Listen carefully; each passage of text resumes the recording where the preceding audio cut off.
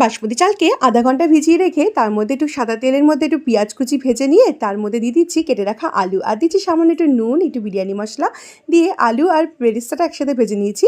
তারপর একটুখানি বেরেস্তা রেখেছি, আলুটাকে তুলে নিয়েছি, ওর মধ্যে আদা রসুনের পেস্ট দিয়ে একটু চিকেন দিয়ে তার মধ্যে একটুখানি বিরিয়ানি মশলা, একটু স্বাদ অনুযায়ী নুন, একটু লঙ্কার গুঁড়ো দিয়ে ভালো করে মাংসটাকে কষিয়ে নিচ্ছি। তারপরে এর মধ্যে অ্যাড করছি একটুখানি টক দই আর একটু জল আর একটু এলাচ গুঁড়ো। তারপরে একটুখানি ওই ভেজে রাখা আলু আর ডিম, সেদ্ধ করে রাখা ডিম এটার মধ্যে দিয়ে একটু ফুটিয়ে নিয়ে ডিমগুলোকে তুলে নিচ্ছি, আলুটাকেও তুলে নিচ্ছি, আর তার সাথে তুলে নিচ্ছি একটুখানি উপর দিয়ে ভেসে ওঠা ঝোলের থেকে তেলগুলো। অপরদিকে ভাত সিদ্ধ করে নিচ্ছি 80%-এর মতো, একটু লবঙ্গ আর এলাচ দিয়ে। তারপরে ওই ভাতটাকে চিকেনের উপরে এভাবে ছড়িয়ে দিয়ে একটুখানি বিরিয়ানি মশলা, একটু বেরেস্তা, একটু আলু, ডিম এগুলো সব ছড়িয়ে দিয়ে আরেকটা লেয়ার ভাতের দিই। উপর দিয়ে ঝোলের থেকে যে তেলটা নিয়েছিলাম সেই তেলটা দিয়ে দিচ্ছি, আর দিচ্ছি একটুখানি বিরিয়ানি মশলা, একটু মিঠা আতর, ফুড কালার। এবার এই সব কিছু দিয়ে ঢাকনা দিয়ে ঢেকে রেখে দিচ্ছি 20 মিনিটের মতো। দমে রাখলেই বিরিয়ানি কিন্তু একেবারে রেডি।